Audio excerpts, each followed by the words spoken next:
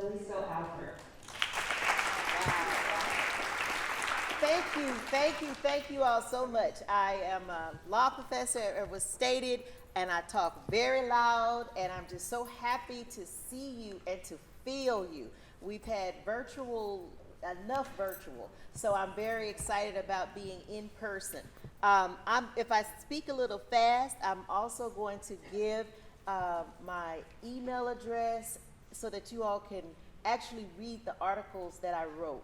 And I'm just going to say, as a law professor, let me see which did I do here? Yeah. Okay, all right. As a law professor, there are three things that we must do. We must teach, we must write scholarship, and we must do service. So in the sense of who I am as a law professor and where I come from, I am from up north, Shreveport, and so the other part of Louisiana. This is a photo of a quilt. My grandmother used to quilt. So I've been told that I'm supposed to bring all of this together. So what better way to bring it together than to put the pieces of her stories together in order to make something happen. Now, in my scholarship, I discuss her story as the unique and particularized experiences of Black women who stand at the intersection of healthcare and research. I'm also a poet, if you didn't know it. All right, this patchwork quilt, it had names, and there's too much about it, but in terms of the history and the her story of Black women and quilting, this is called a double wedding ring. I like this pattern because it intersects and it puts things together. And that's what I want to do with the her stories that were told today. But the poem that I wrote about this is called The Double Wedding Ring Quilt. Pieces placed together side by side and connected to tell her story once and for all. In her words, acknowledging her pains, celebrating her gains, outside of his story, his lens, from his view, as only he can recall. Sewn together by a marginalized acknowledgement of fear, confusion, and shame, destined to cry out in one voice, telling things past telling, seeing and feeling, hearing and praying, inside her story, in her head, buried deep in her heart to maintain her spirit. No choice. Cut out of memories filled without books to record exactly what she did and where she was led in her thoughts as she triumphed with dignity, enduring a life of a slow and certain death, filled with the power to sort through the bits and pieces that we all have been fed. The stuff, the layers and layers of stuff, stacked up generations high, yearning to be looked at, talked to, and used for the good, because her side will shed light on the who, the what, the when, and the why. Revealing more stuff, making the new stuff smell like the old stuff that should die. The kind of stuff that repeats itself for so long, even the truth starts to smell like a lie. But the right needle can pull the many pieces together tight, held strong by a thread of truth, thin enough to penetrate the listener's eye, and deep enough to hold each word together with bought sense and insight. Like thimbles designed to protect you from you. Because if you sow good, you get good. And if you sow bad, you reap that too. Pieces become patchwork quilts, made whole by pieces of this and pieces of that. Squares cut cat a corner, dance in a healing ring with triangles made into bare paws, laced with lies from stitching and restitching, trying to make wrong right. Monkey wrenches made to turn a wagon wheel lie flat. Pieces put together in her story as the flying geese take flight, shouting her words, assessing her pains, marking her gains, seeing through her lens, and honoring her story as it insulates us day and night.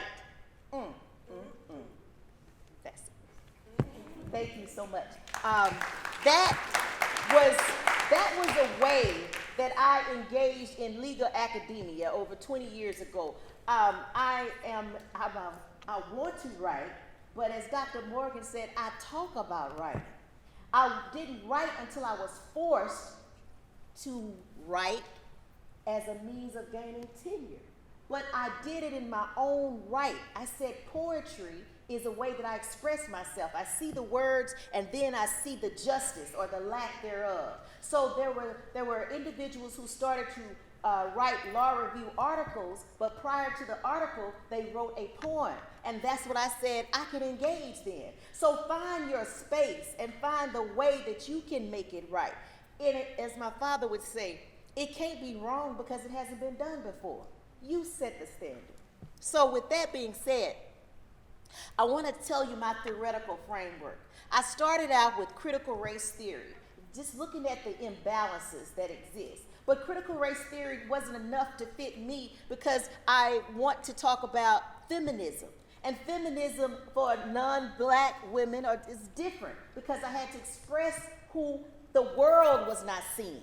So critical race feminist bioethics allowed me to look deeply into the ethics that was occurring around me but didn't see me. So when I say that, I'm going to unpack it. Now with that being said, my grandmother, Gertrude Sims Alford, she said, it's three sides to every story. His side, her side, and the truth. Whichever way you look at it, the sides are there, but that story of the black woman, the unique and particularized experiences of the black woman who stands at the intersection of healthcare and research is often overlooked and marginalized.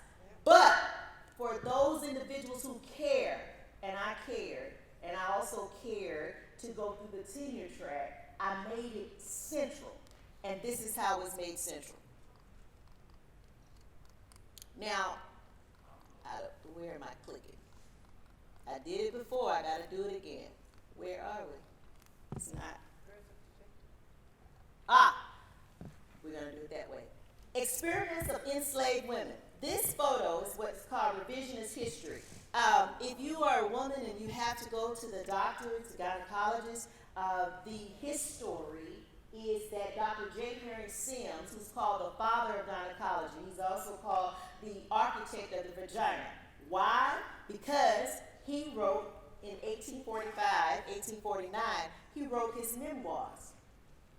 In his memoirs, he named three women, Anarcha, Bessie, and Lucy. So the history of the medical specialty of gynecology in the United States is attributed to Dr. J. Marion Sims. But when I put on my critical race feminist lens, you supposed to say, ooh, you saw that? When I put on my critical race feminist lens, I see upon whose bodies did he experiment on.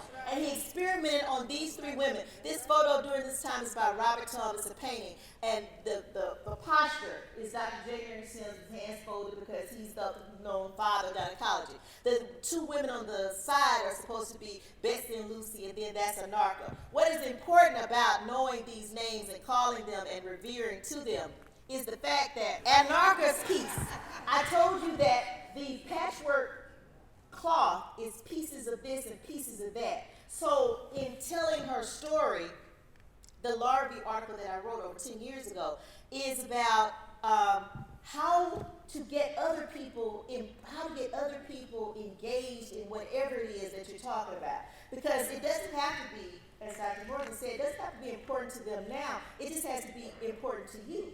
So in ethics, medical colleges, medical universities talk about ethics all the time. They also talk about the father of gynecology. So I wrote an article that said critical race theory should be integrated in medical school curriculum. Because if I have an OBGYN who's going to deal with my body, he needs to deal with the bodies that were experimented upon. That's right. Yes? And he or she needs to know about Anarcha. So I'm going to tell you sort of quickly, Anarcha's piece, his cure for vesicovaginal fistula. Vesicovaginal fistula is the tearing from the bladder to the vagina of young women having difficult childbirth. I said these women were enslaved, 1845, 1849. Their job, their duty was to be a breeder. So when you put on a critical race feminist lens, you look at the history of enslavement and you see more than picking cotton. Because for black women, the unique and particularized impact on slavery was that her body became the cash crop. What came out of her was of value to the institution of slavery. So with that being told, if that body is torn, now I'm going to utilize a very a medical term that my grandmother would use. Split from the rooter to the tutor, okay? So if this body is split from the rooter to the tutor, then she cannot maintain the baby, right? She cannot maintain the value of the crop. So what I suggested in this article was that she was broken. So Dr. J. Marion Sims was not exercising medical care to black women who were enslaved and needed to be fixed. He was fixing property of the enslaver. So with the critical race feminist lens, you see who did what to whom.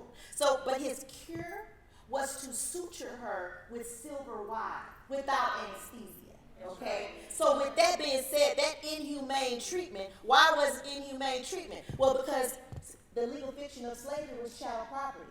So you're not fixing people and human beings, you're fixing property. But as I tell my students, 1845, if I sit in that chair, I'm no less human than if I sit in that chair in 2024. Wow. Bodies. That's right. So Betsy's piece, he names Anarcha, Betsy, and Lucy. Betsy's piece is responsible for the self-retaining catheter that we use today. We have Lucy, and then there's Lucy, Anarcha, Betsy, and Lucy. If you go to the gynecologist today, the modern day speculum, the prototype is given to Dr. J. Marion Sims as discovery, but upon whose bodies did he discover? He started out with a pewter spoon. He bent it on both ends, and he said, I can see, this allows me to see everything that man has never seen. This is from his memoirs. I read the same book that he wrote, but with the critical race feminist lens, I see who? Her story. Anarcha, Betsy, and Lucy. Right. And with that being said, they are called the mothers of gynecology. If he's going to be the father of gynecology, they're the mothers of gynecology.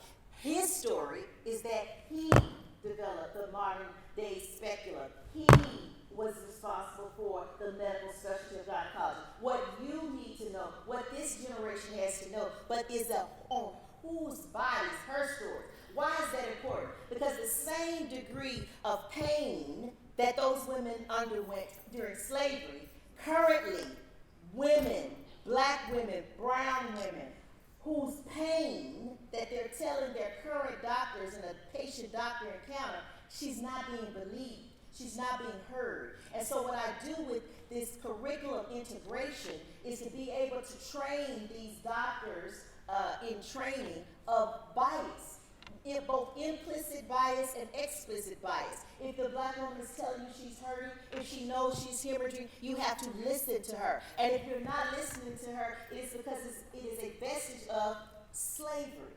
Because you never listened to us, right? You disregarded our bodies as feeling pain. And today's study, 2016, the same studies that are occurring today, doctors in training are still not believing black people have pain. So this is why we have to talk about it. This is why we have to educate those individuals who are professionals, because they don't know what they don't know. Now here we are with today. What do we do about it? Montgomery, Alabama. Anybody here from Alabama? Know anybody in Alabama? Go to Montgomery, Alabama. What you see here is a depiction of 15-foot statues of Anarcha, Betsy, and Lucy. This is what happens when you say, as a creator, Michelle Browder, an artist, during the time when this was 2017, there was much action with taking down statues, right, all over New York, taking down Confederate soldiers. said, we're going to create an Archbishop Lucy. So you stand there and you have to look at these beautiful sculptures, these beautiful women. And it is a space that actually there's going to be a conference in Archbishop Lucy February 29th to March 1st. I'll be speaking on March 1st. But it is what do you do about knowing something, knowledge? As an artist, she said, I will create another being. I will create statues that you don't have to tear down. The state of Alabama is not going to tear down their statue of Dr. J. Mary Sims. But with her power, with her feeling of empowerment, she can say, I can build statues, as she does, so that individuals can see. With that being said, now, this is a photo. If you had time, I'd tell you what you're not seeing. So I'm just going to give you the answers. You like those kind of tests, right? Here the answer. All right. This is a photo in history of what is called, erroneously called, the Tuskegee syphilis study. Anybody heard Tuskegee syphilis study? So don't call it the Tuskegee syphilis study anymore. It is informed people refer to it as the U.S. Public Health Service syphilis study at Tuskegee. That tells who did what to whom. The U.S. government engaged in what they call a study from 1932 to 1972 on over 600 black men. This is the way history tells it. Who had syphilis, some of them had syphilis, some of them didn't. But the study was to not give them treatment when treatment was available. So their study was to treat them to find out how would their bodies react till death. That's not a study, that's a death sentence. That's an inhumane, unethical research. And that is represents the photos. Now what I talk about, now what am I putting on now? Critical race, feminist lens. When I put on my critical race, feminist lens, what I see is even a dog in the picture. Okay? Syphilis is a sexually transmitted disease. What about the women? We don't talk about the direct impact of those women, those mothers, those wives, those individuals who were, those individuals who were not being seen. Now this is a photo, let me go back. This is an integral photo that shows they gave those men, they didn't give them anything to help them, but they made them feel as though they were getting something. So can you imagine if the woman is having sexually transmitted disease symptoms, how is she feeling? She's looking like, why is he getting treatment, but he's not really getting treatment. So it's all a farce. But the mental anguish with, what about me? And in the history, in my scholarship, I found that they did ask, what about me? What about us? So I am going to write that book that I've been holding here about 10 years from the law review article, since I've been duly challenged to do so, because it's already written, right? And so this is a under-discussed, marginalized issue that needs to be discussed. We don't even see her in history, in her story. So here we go. Now, when I said that was you had the mothers of gynecology, now I'm also going to go to, I'm going to name She Who Writes First, the mothers of ethical research. Because there's something called the Belmont Report. What came out of, I had an elder who said, it's a mighty poor wind that doesn't blow in some good. What happened in Tuskegee over that 40-year period, once it was uncovered, it was used to promote, mandate ethical research. So with institutional review boards, with what is called the Belmont Report, that look to respective persons, justice. The example of justice is Tuskegee. So what I have to do is put out there in the universe that we need to expand the Belmont Report to not only list Tuskegee, but who is not being talked about is the women of Tuskegee. Those women who were directly impacted. So that would be her story, and I would call them the mothers of ethical research. So with that being said, then I have these three areas that I focus on. Enslavement. Now I gave you the answer. This is Henrietta Lacks cells. These are called HeLa cells. Henrietta Lacks, 1951, was 2012, Rebecca Spoot, a journalist, wrote a book called The Immortal Life of Henrietta Lacks. Henrietta Lacks, in 1951, was suffering from cervical cancer. She went to Johns Hopkins Hospital in Baltimore, Maryland. In 1951, segregated hospital exists. So she's relegated to an ward all for black people. Her cancer treatment during that time was to insert radium rods inside the vagina. That was the treatment, radium. A practice of Johns Hopkins was to inform the woman of the risk of infertility with this treatment. The doctors involved did not inform Henrietta Lacks. Henrietta Lacks was a wife, a mother of 5 children, who surrendered her black body to the healthcare system for help. She signed an operation permit for the cervical treatment. My article, 2012, that I wrote in response to in response to Rebecca Spoot's book, which stated that the family of Mrs. Henrietta Lacks did not receive any type of restitution for all of the medical advancements of Mrs. Henrietta Lacks. Now let me break it down. Henrietta Lacks, H-E, first 2 letters of her first name, L-A, the last 2 letters of her last name.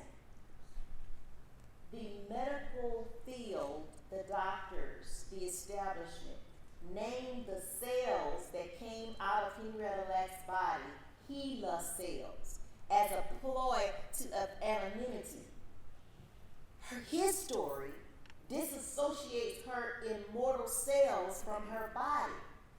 Her HeLa cells are responsible for in vitro fertilization, polio vaccine. If you have a COVID vaccine, they did testing on HeLa cells. Her family did not know from 1951 to 1970s that their grandmother, had done so much for medical advancement.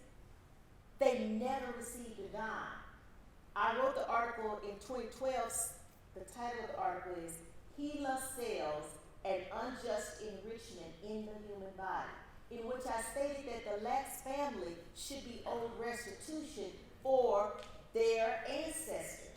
The law says you cannot benefit at the expense of another. That's what the law says.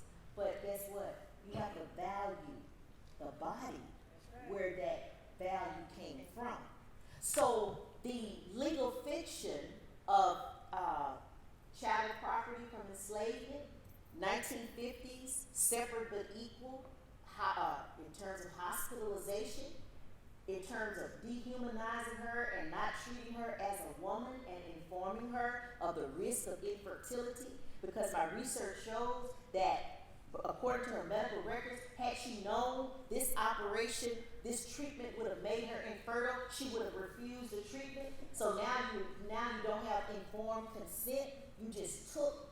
Not only did you address the cervical cancer, the history says that the practice was to take healthy tissues. They took the healthy cells of Henrietta Lacks. They didn't have permission to take the healthy cells of Henrietta Lacks, but they took it, and those were the cells that in 1951, Dr. Gay held it on camera and said, this is the cure to cancer. The vial of Henrietta, he didn't call Henrietta Lacks cells, they were just a vial. So the disassociation of these cells from what? From this body, the body of Henrietta Lacks. Now I want to just share with you those individuals we talk about art and expressing art. What would art do? Look very closely at the background. You will see, I grew up growing up in the South, what do we have? Wallpaper, right? So that wallpaper that's in the back, those are cells of Henrietta Lacks. This is hanging in the Smithsonian, a gift from artist Kadir Nelson. She's missing buttons. You have to look closely. You see she has a button up? She's missing buttons. The missing buttons represent the missing cells from her body. Isn't that deep? You see how art can express all that I just said in but he did it. And she's looking, and she's holding the Bible, and she is her. Her story, her cells. Her cells were taken from her body, disassociated, and today, biotech companies make billions off of HeLa cells. Ask me whether or not the family received a dime. Not until 2021. Attorney Ben Crump and co-counsel attorney Chris Seeger filed a lawsuit against one of the largest biotech companies that was utilizing the cells without the permission of the family. And on what theory did they utilize? Unjust enrichment. What article did they rely on? My article. And I want to thank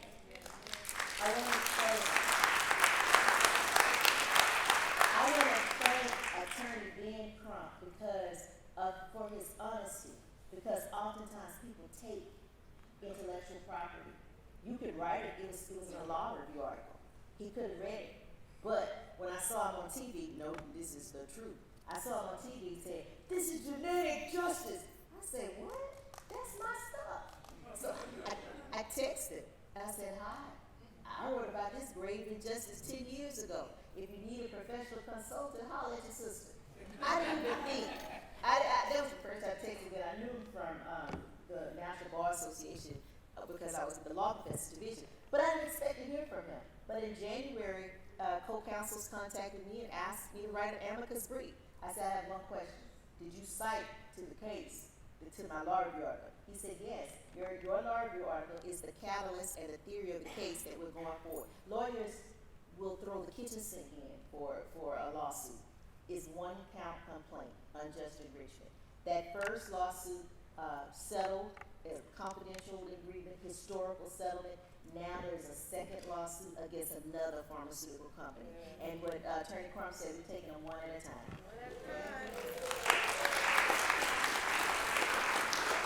She's called the mother of medicine, and we bring it all together. Her stories that you all talked about today, the speakers that you heard, think about the this and the that, the pieces that were put together. And the thing about pieces, if you interlock them correctly, they are for the good, because it ends up in a blanket to warm you and to soothe you so that you can go forward. So one of the things in terms of the goals of my writing and the scholarship and all of this is to inspire the next generation of decision makers. What I saw in that courtroom for the Henrietta Lacks case was a very good reasons for why we should never ban books. Because Attorney Ben Crump had to educate the judge as to why this case is an example of ongoing medical racism. So he had to talk about what happened at Tuskegee. He had to talk about Fannie Lou Hamer, who went to the doctor in Mississippi, and it was so common to give women hysterectomies, black women. It's called a Mississippi appendectomy. She didn't even know. She just went in for one thing, and they took her body parts. He had to educate that judge as to what's ongoing racism. And he also stated, we're talking about unjust enrichment, Judge, because Professor Deleso Alford from a historically black college wrote about this injustice 10 years ago. Now, I had a mask on, and Attorney Crump said, I said, "Thank you, Jesus." But I don't remember saying "thank you, Jesus" out loud, but they say I did. I was humbled because it doesn't happen often. Oftentimes, unless people take what they want and go run with it. But we have been able to, I like to think he talks about the court of public opinion. We've been on panels at legal conferences. March 26th, we'll be on the Association of American Medical Colleges panel, trying to get an understanding of why it's so important that you know all sides of the story. So I'm going to stop right there.